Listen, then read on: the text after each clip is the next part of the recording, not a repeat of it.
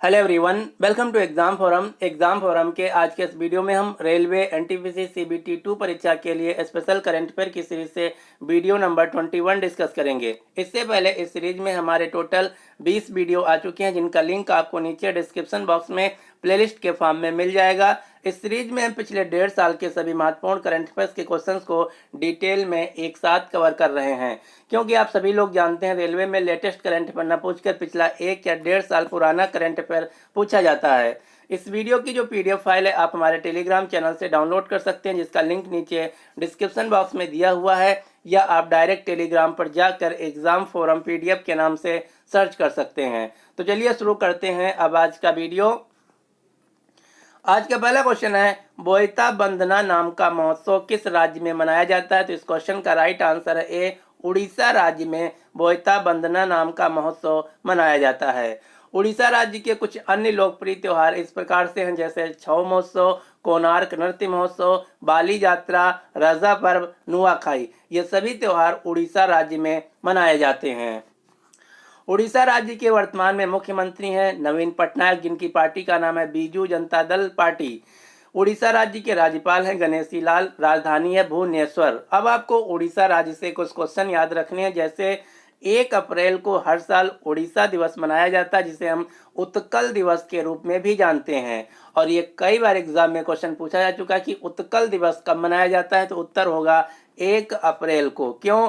क्योंकि 1 अप्रैल 1936 को बंगाल प्रांत से अलग होकर उड़ीसा प्रांत एक नया प्रांत बना था, 1 अप्रैल 1936 को।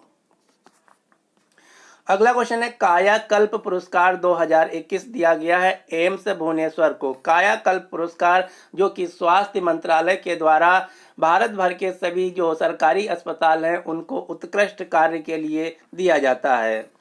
अगला क्वेश्चन है, भारत का पहला फायर पार्क स्थापित किया गया भुवनेश्वर उड़ीसा में। अगला क्वेश्चन है, पुरुष हॉकी विश्व कप 2023 का आयोजन किया जाएगा उड़ीसा के भुवनेश्वर तथा राउरकेला शहरों में। अगला क्वेश्चन है, भारत की पहली राष्ट्रीय योगासन स्पोर्ट्स चैंपियनशिप को स्थापित किया जाएगा उड़ीसा के भुवनेश्वर शहर में।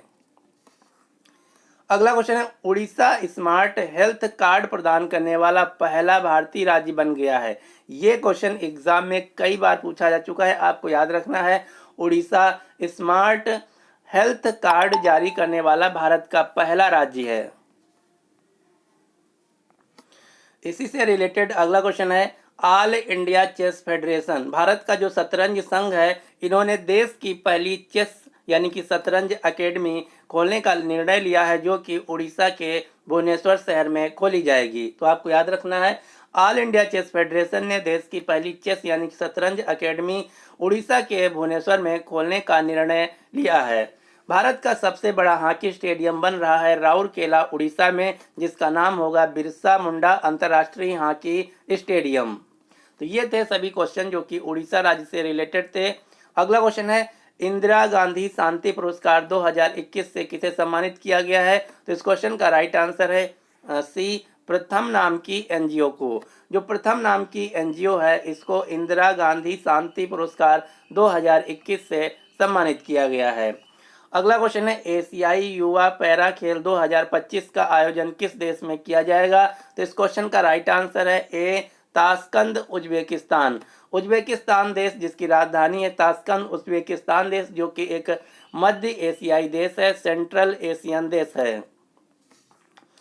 अगला क्वेश्चन है, cooking to save your life नामक पुस्तक किसके द्वारा लिखी गई है? यह पुस्तक बहुत ही महत्वपूर्ण है, क्योंकि इसके जो लेखक हैं बहुत ही महत्वपूर्ण व्यक्ति हैं। तो आपको याद रखना है, cooking to save your life नामक जो पुस्तक है ये लिखी गई है अभिजीत बनर्जी के द्वारा, जिनको 2019 में अर्थशास्त्र के क्षेत्र में नोबेल पुरस्कार भी दिया गया था।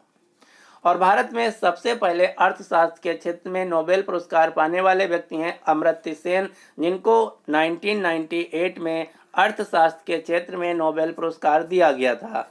यदि यहीं पर आपसे क्वेश्चन पूछा जाए कि भारत में सबसे पहले नोबेल पुरस्कार किसे दिया गया था, तो भारत में सबसे पहले नोबेल पुरस्कार 1913 में रविन्द्रनाथ टैगोर जी को साहित्य के क्षेत्र में दिया गया था। अगला क्वेश्चन है, रिजॉल्व्ड यूनाइटेड नेशंस इन अ डिवाइडेड वर्ल्ड नामक पुस्तक किसके द्वारा लिखी गई है? मोस्ट इंपॉर्टेंट क्वेश्चन है। तो आपको याद रखना है, रिजॉल्व यूनाइटिंग नेशंस इन अ डिवाइडेड वर्ल्ड नामक जो पुस्तक है ये आत्मकथा है बान की मून की। बान की मून कौन है? बान की मून जो कि यूनाइटेड नेशंस के पूर्व महासचिव सेक्रेटरी रह चुके हैं 2007 से लेकर 2016 तक। पिछले 10 साल के में जो यूनाइटेड नेशंस के सेक्रेटरी थे बान की मून, इन्हीं के द्वारा ये पुस्तक लिखी गई है, इसलिए ये क्वेश्चन बहुत ही महत्वपूर्ण है, तो आपको याद रखना है। अगला क्वेश्चन है, संयुक्त राष्ट्र महासभा ने किस वर्ष को भारत द्वारा प्रायोजित यानी कि प्रस्तावित जो प्रस्ताव है सर्वसम्मति से मानते हुए अंतर्राष्ट्रीय बाजरा वर्ष घोषित किया है? इंटरनेशनल ईयर ऑफ मिलेट्स जो है इसको संयुक्त राष्ट्र के द्वारा वर्ष 2023 के लिए घोषित किया गया है, यानी कि इस क्वेश्चन का राइट आंसर है बी। यहीं पर यदि आपसे क्वेश्चन पूछा जाए 2021 और 2022 के लिए, तो 2022-21 को international year of creative economy and sustainable development का ईयर है, जबकि 2022 international year of artisan fisheries and aquaculture के लिए घोषित किया गया संयुक्त राष्ट्र के द्वारा। संयुक्त राष्ट्र जिसकी स्थापना 24 अक्टूबर 1945 को होती है, इसीलिए हर साल 24 अक्टूबर को यूनाइटेड नेशंस डे मनाया जाता है। संयुक्त राष्ट्र का मुख्यालय है न्यूयॉर्क, अमेरिका। वर्तमान में इसके महासचिव यानी कि सेक्रेटरी जनरल हैं एंटोनियो गुटेरेस, जो कि पुर्तगाल देश से आते हैं। वर्तमान में संयुक्त राष्ट्र के कुल सदस्य देश हैं, मेंबर देश हैं 193। यहाँ पर आपको ध्यान देना है, संयुक्त राष्ट्र के द्वारा ताइवान तथा फिलिस्तीन दो ऐसे देश हैं जिनको देश यानी कि एक कंट्री का दर्जा प्राप्त नहीं है, इनको सिर्फ ऑब्जर्वर स्टेटस प्राप्त है। संयुक्त राष्ट्र की 6 कार्यकारी भाषाएं हैं, ऑफिशियल भाषाएं हैं। ये 6 भाषाएं कौन कौन सी हैं? अरबी, चीनी, अंग्रेजी, फ्रांसीसी, रूसी और स्पेनिश। भारत भी हिंदी को ऑफिशियल भाषा बनाने की मांग कर रहा है।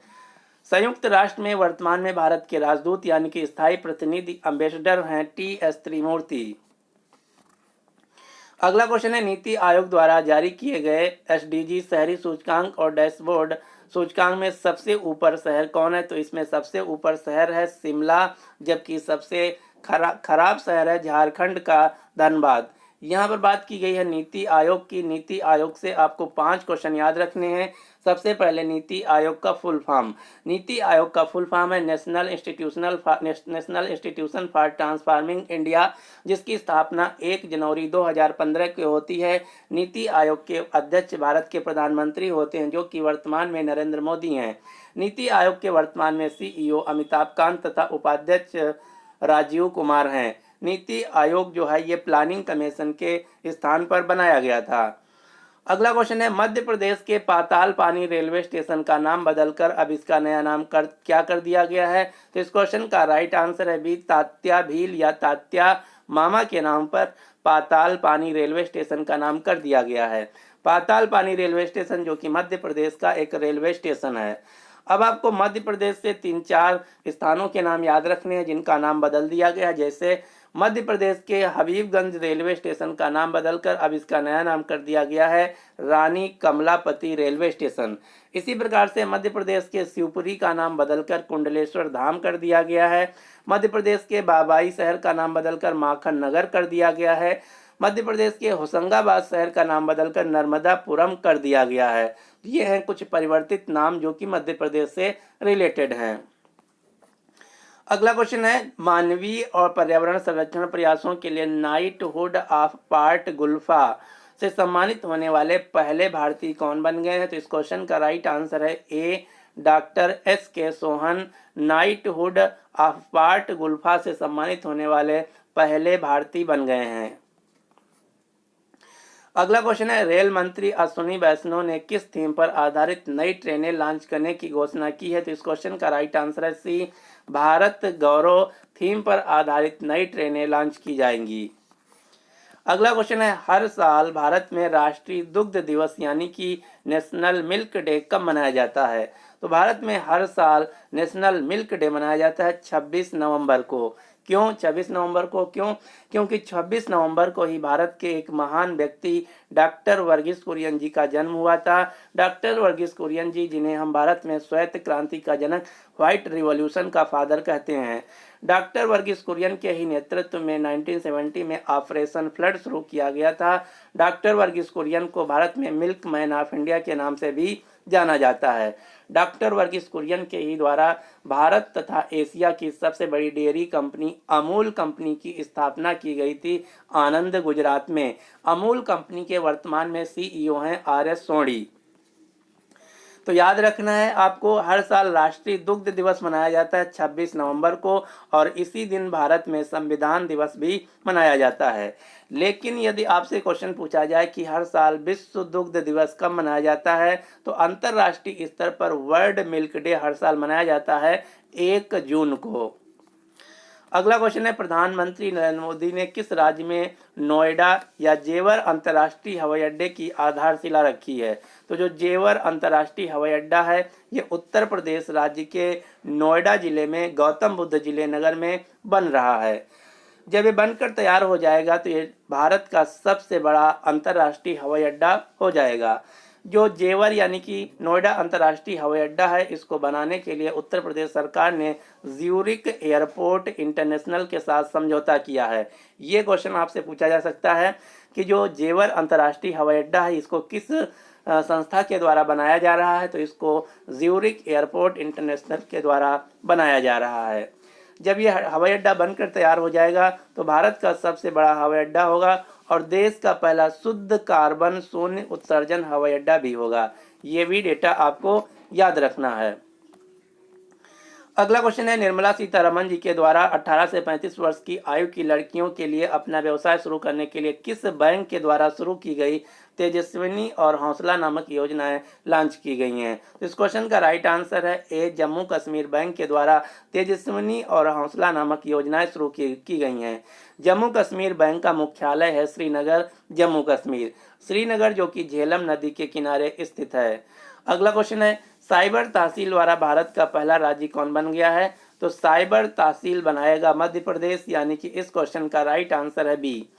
अब आपको मध्य प्रदेश से कुछ क्वेश्चन याद रखना है, जैसे मध्य प्रदेश के जबलपुर शहर में भारत का पहला जियोलॉजिकल पार्क बनाया जाएगा। मध्य प्रदेश के ग्वालियर शहर में भारत का पहला ड्रोन स्कूल स्थापित किया गया है और मध्य प्रदेश के ग्वालियर में ही भारत का पहला ड्रोन मेला भी आयोजित किया गया था। अगला क्वेश्चन है, राष्ट्रीय परिवार और स्वास्थ्य सर्वेक्षण के अनुसार भारत में पहली बार पुरुषों की अपेक्षा महिलाओं की संख्या कितनी है? मोस्ट इंपॉर्टेंट क्वेश्चन, क्योंकि पिछले कई वर्षों में ऐसा पहली बार देखा गया है कि भारत में पुरुषों की अपेक्षा महिलाओं की संख्या ज़्यादा है, जो कि एक अच्छी खबर है। तो इस क्वेश्चन का राइट आंसर है, हाल ही में जो राष्ट्रीय परिवार और स्वास्थ्य सर्वेक्षण के द्वारा डाटा जारी किया गया है, इसके अनुसार प्रति 1000 पुरुषों पर 1020 महिलाओं की संख्या है। तो ये क्वेश्चन जो है बहुत ही महत्वपूर्ण है, आपको याद रखना है। अगला क्वेश्चन है, थल सेना और वायु सेना के द्वारा सैन्य अभ्यास दक्षिण शक्ति नामक अभ्यास का आयोजन कहाँ किया गया? तो दक्षिण शक्ति नामक जो एक्सरसाइज है, इसका आयोजन राजस्थान के रेगिस्तान में जैसलमेर में आयोजित किया गया। अगला क्वेश्चन है, नीति आयोग के गरीबी सूचकांक तथा बहुआयामी गरीबी में भारत का सबसे गरीब राज्य कौन है? तो इस क्वेश्चन का राइट आंसर है डी, बिहार। बिहार सबसे गरीब राज्य है, जबकि झारखंड दूसरे नंबर का सबसे गरीब राज्य है और सबसे कम गरीब यानी कि सबसे अमीर राज्य है केरल। और केरल का जो कोट्टायम जिला है, भारत का एकमात्र जिला है जहां पर शून्य गरीबी दर्ज की गई है। यानी कि कहने का मतलब है केरल का जो कोट्टायम है, यहाँ पर कोई भी व्यक्ति गरीब नहीं है। अगला क्वेश्चन, प्रधानमंत्री नरेंद्र मोदी ने किस राज्य में पूर्वांचल एक्सप्रेसवे की आधारशिला या उद्घाटन किया है? ये जो क्वेश्चन है बहुत ही महत्वपूर्ण है, आपको याद रखना है। तो जो पूर्वांचल एक्सप्रेसवे है, इसका उद्घाटन किया गया प्रधानमंत्री नरेंद्र मोदी के द्वारा उत्तर प्रदेश राज्य में। जो पूर्वांचल एक्सप्रेसवे है, इसकी कुल लंबाई है 341 किलोमीटर, जो कि उत्तर प्रदेश की राजधानी लखनऊ को गाजीपुर से जोड़ता है। लखनऊ से गाजीपुर के बीच इसके मध्य टोटल 9 जिले आते हैं। कौन कौन से? लखनऊ, बाराबंकी, सुल्तानपुर, अंबेडकर नगर, उसके बाद है गाजीपुर, इस समय याद नहीं आ रहा, कोई बात नहीं, आपको तो याद नहीं करना क्योंकि उत्तर प्रदेश के एग्जाम में ये पूछा जा सकता है। सिर्फ आपको याद रखना है कि पूर्वांचल एक्सप्रेसवे जिसकी लंबाई है 341 किलोमीटर, ये उत्तर प्रदेश जिले में इसका उद्घाटन प्रधानमंत्री नरेंद्र मोदी के द्वारा किया गया है। जो पूर्वांचल एक्सप्रेसवे है ये लखनऊ जिले को गाजीपुर जिले से जोड़ता है। यहाँ से जो मेन क्वेश्चन आपको याद रखना है, मेन क्वेश्चन क्या है, इस एक्सप्रेस वे पर भारतीय वायुसेना के लड़ाकू विमानों की लैंडिंग तथा टेक ऑफ करने के लिए 3.4 किलोमीटर हवाई पट्टी भी सुल्तानपुर जिले में बनाई गई है।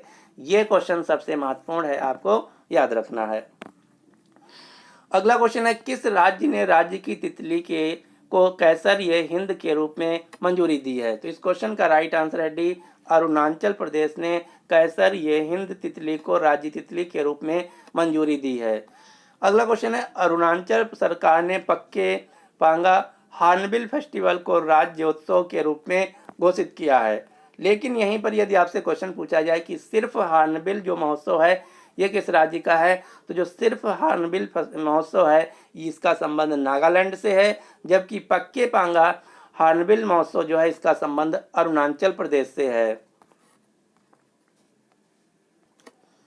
अगला क्वेश्चन है, अरुणाचल प्रदेश के मुख्यमंत्री हैं पेमा खांडू, यहाँ के राज्यपाल हैं बी डी मिश्रा, अरुणाचल प्रदेश की राजधानी है ईटानगर।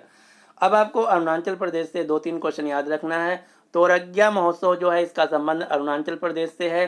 परशुराम कुंड मेला का आयोजन अरुणाचल प्रदेश में किया जाता है और हाल ही में संजय दत्त को अरुणाचल प्रदेश का ब्रांड एम्बेसडर नियुक्त किया गया है। तो ये था आज का हमारा कंप्लीट वीडियो।